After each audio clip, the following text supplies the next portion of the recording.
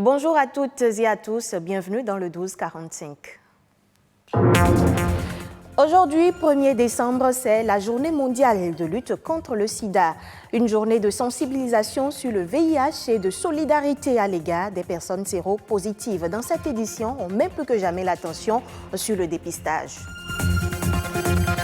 Donner de son temps, de l'attention et de l'amour, c'est faire preuve de générosité. La générosité est aussi célébrée ce 1er décembre.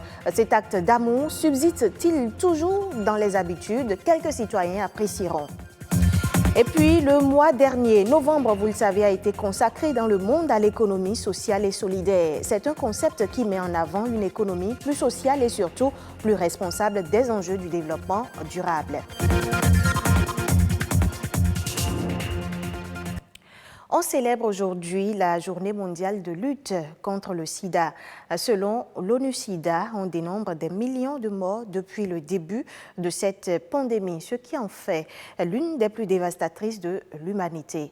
Pour intensifier donc la lutte contre le sida et optimiser les efforts, l'Organisation mondiale de la santé recommande une approche communautaire basée sur la prévention, le dépistage et le traitement. Suivez ce reportage pour plus de détails. Malgré de grandes avancées scientifiques, les populations les plus précaires se retrouvent en première ligne face au VIH. Au Bénin, en fin 2018, 113 000 personnes vivent encore avec le VIH. Pour lutter efficacement contre cette maladie qui a la peau dure, le dépistage précoce serait la meilleure solution.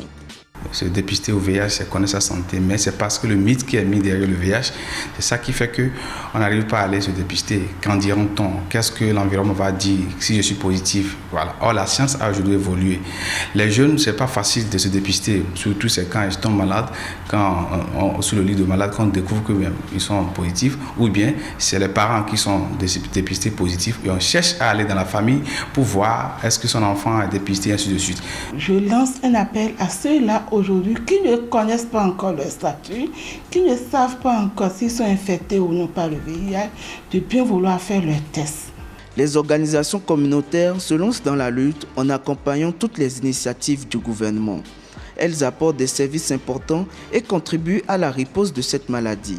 Mais peut-on guérir du VIH-Sida? On peut traiter l'infection à VIH et rendre la personne indétectable vis-à-vis de sa charge virale. Donc, la personne ne pourra plus transmettre le virus de l'infection à VIH. Dans les années 80, le malade du sida peut prendre jusqu'à 24 comprimés par jour. Aujourd'hui, ce traitement contraignant est plus simplifié. Maintenant, il y a eu évolution. Les gens prennent un matin, un le soir et un par jour. Les médicaments prescrits à ces patients, c'est les antirétroviraux. Non seulement le nombre est important, les effets secondaires aussi étaient très importants. Les traitements sont simplifiés aujourd'hui. C'est passé de 12 comprimés entre-temps à un seul comprimé aujourd'hui. Il y a des patients qui ne prennent qu'un seul comprimé aujourd'hui. Non seulement que c'est simplifié, mais aussi il y a la tolérance qui est nettement améliorée.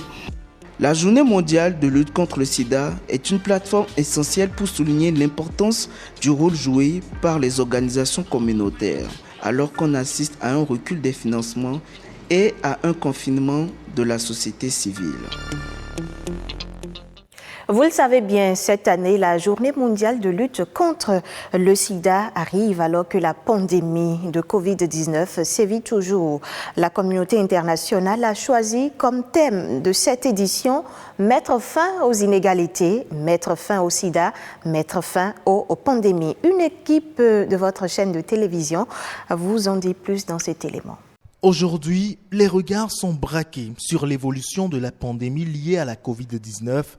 Pourtant, une autre pandémie continue à mobiliser à travers le monde, le sida. En 2020, entre 1 et 2 millions de personnes ont été nouvellement infectées par le VIH dans le monde et près de 700 000 sont décédés des suites du sida. Au Bénin, la prévalence du VIH au niveau national est de 1,2%. L'engagement de mettre fin au sida à l'horizon 2030 est en retard. ONU-SIDA demande aux États d'agir rapidement sur les inégalités économiques, sociales, culturelles et juridiques.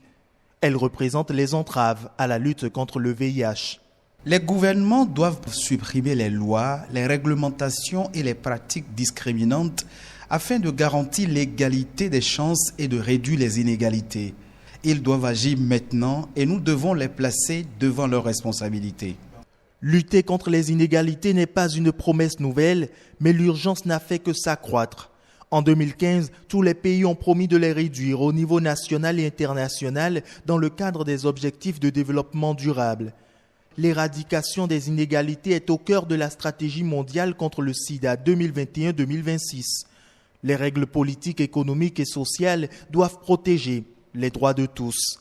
Sans l'approche de lutte contre les inégalités dont nous avons besoin pour mettre fin au sida, le monde aura sûrement aussi du mal à mettre fin à la pandémie de Covid-19 et ne sera pas préparé aux pandémies du futur.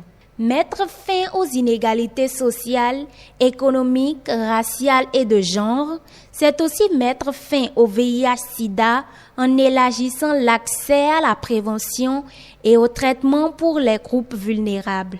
Lutter contre les inégalités est essentiel pour éradiquer le sida. Cela va favoriser la reprise et la stabilité économique. Des millions de vies vont même être sauvées et la société entière va être améliorée. 1er décembre, je l'annonçais, c'est aussi une journée pour témoigner à sa famille, son entourage personnel ou professionnel de l'affection et de la solidarité.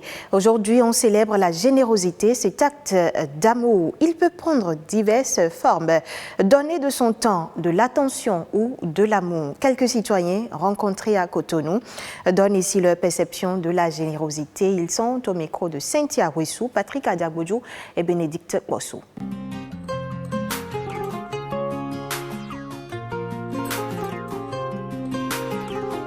La générosité fait partie de la grâce. La générosité, c'est un don de soi, se surpasser, sacrifier un intérêt personnel pour le faire jouir à quelqu'un d'autre. C'est ça la générosité. Quand je vois un ami qui est dans une situation qui ne va pas, je dois l'aider, ça c'est obligatoire. Parce que dans la vie, c'est vrai, on ne sait pas demain. Même si je n'ai pas, je vais te dire je n'ai pas, mais je vais chercher ailleurs pour voir comment ça va donner. Et si c'est bon, tu auras de mes nouvelles. La générosité, c'est un état d'âme, c'est l'esprit qui nous anime quand nous avions le bon sens, quand nous savons que l'autre humain est comme nous et que nous pouvons lui apporter ce dont il a besoin à un instant T pour se sentir humain. Et c'est déjà ça pour moi, c'est ça la générosité. Hein. Celui qui vient vers toi tous les jours demander, c'est parce qu'il en a besoin. On peut se retrouver demain à être dans une situation où on a besoin que l'autre soit généreux. Il y a sûrement quelqu'un à côté de vous qui est malade et qui a besoin de l'argent pour aller à l'hôpital, ou quelqu'un qui a faim, qui est en train de prier pour le pain. Le fait que vous manifestiez de la générosité envers lui, c'est Dieu qui répond à sa prière. Il vous sera donné selon la mesure que vous aurez utilisée. Donc être généreux, c'est plus qu'une recommandation, c'est une nécessité. Je suis ami à toi. Les médecins ont annoncé qu'à 14h je vais mourir, je t'appelle. Tu me dis tu viens tout de suite, jusqu'à aujourd'hui tu n'es pas arrivé. Et donc si j'étais mort, on ne serait plus amis. Tu n'as pas du cœur, tu n'es pas généreux. Vous savez, dans la vie, on ne peut pas faire amitié avec tout le monde. Autant mieux, je le fais, parce que si je te le fais demain, je ne sais pas ce que tu pourras me faire ou faire à ma progéniture. Quand on parle de générosité, les gens pensent que c'est nécessairement de l'argent. Non, ce n'est pas matériel, c'est au-delà de ça. Votre temps, votre affection, votre sourire, des paroles douces, votre réconfort, votre joie que vous accordez à quelqu'un, c'est de la générosité. Et toutes ces choses ne nous appartiennent pas.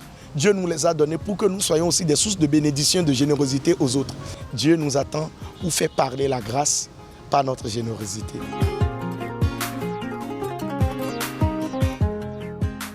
On fait à présent un feedback sur le mois de novembre. Chaque année, au mois de novembre, l'économie sociale et solidaire est célébrée.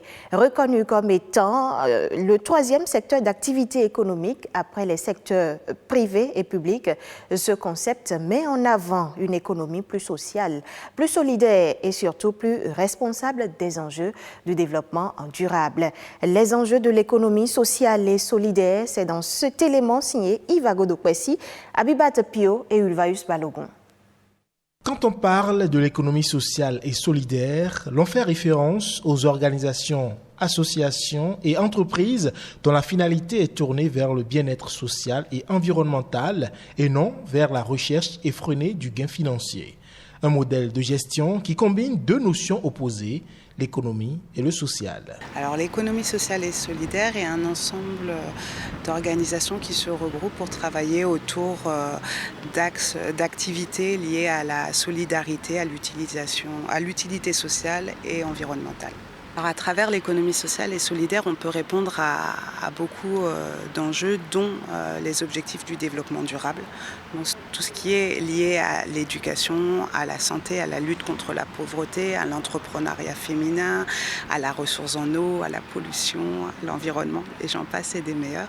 Si dans l'économie traditionnelle, la rentabilité se mesure en termes de profit, dans l'économie sociale, elle se mesure par l'amélioration de la qualité de vie d'une communauté. Plutôt que le profit à tout prix, c'est la personne humaine à tout prix. Une des particularités des entreprises de l'ESS ou des associations, c'est qu'elles travaillent avec les communautés. Et avec ce travail, il y a forcément une formation, une transmission des compétences et une sensibilisation aux enjeux du changement climatique pour les populations. Donc elles ont un grand rôle, il y a un gros travail à faire sur les territoires et les territoires est un grand levier pour l'ESS.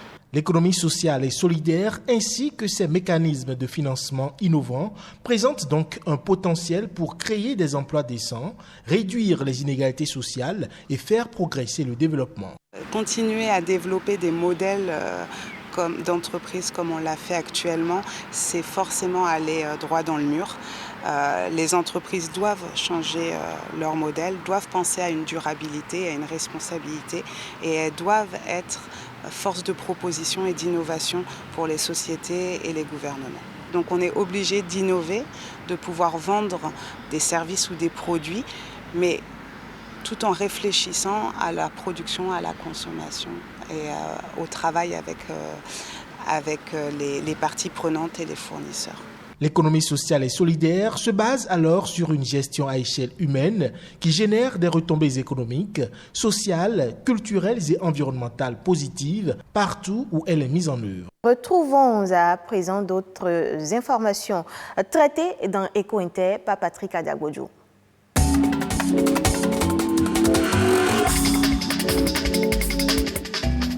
Omicron, c'est le nom du nouveau variant découvert en Afrique du Sud qui affole la planète. Cette nouvelle mutation du virus à l'origine du coronavirus représente un risque très élevé selon l'Organisation mondiale de la santé. L'institution onusienne affirme que Omicron présente de multiples mutations et un risque accru de réinfection par rapport au variant Delta. Résiste-t-il au vaccin? Impossible de le savoir pour l'instant. Mais la liste des pays où le variant Omicron a été détecté continue de s'allonger. L'Arabie saoudite, le Maroc, la France, le Brésil, comme de nombreux pays nord-américains, européens et arabes, ont déjà fermé leurs frontières à toute l'Afrique australe. Le Japon, le Canada et les États-Unis avaient déjà annoncé interdire l'entrée sur leur sol aux voyageurs en provenance de la région australe. Les autorités sud-africaines sont sous le choc depuis l'annonce de la découverte dans leur pays d'un nouveau variant du SARS-CoV-2 baptisé Omicron. Une onde de choc mondiale condamne pour une durée indéterminée l'Afrique du Sud à l'isolement. Les autorités du pays se disent profondément déçues de la décision de plus d'une quinzaine d'États de suspendre les vols en provenance de la région australe. Le chef de l'État sud-africain appelle à la levée des restrictions, contraires aux recommandations de l'OMS. Des recommandations prises lors du dernier sommet G20 qui s'était promis fin octobre de stimuler la reprise des déplacements internationaux et de soutenir le secteur touristique. Les voyageurs sont bien de retour en Europe grâce à un taux de vaccination élevé contre le Covid-19. Mais l'industrie du tourisme est loin de renouer avec les chiffres de 2019. C'est ce qu'indique le dernier rapport de la Commission européenne du tourisme. La clientèle internationale fait son retour, mais très lentement. Ainsi, malgré un fort rebond estival d'ici la fin de l'année, les arrivées de touristes internationaux en Europe devraient être inférieures de 60% à celles de 2019. Et le retour à la normale n'est pas possible avant 2024.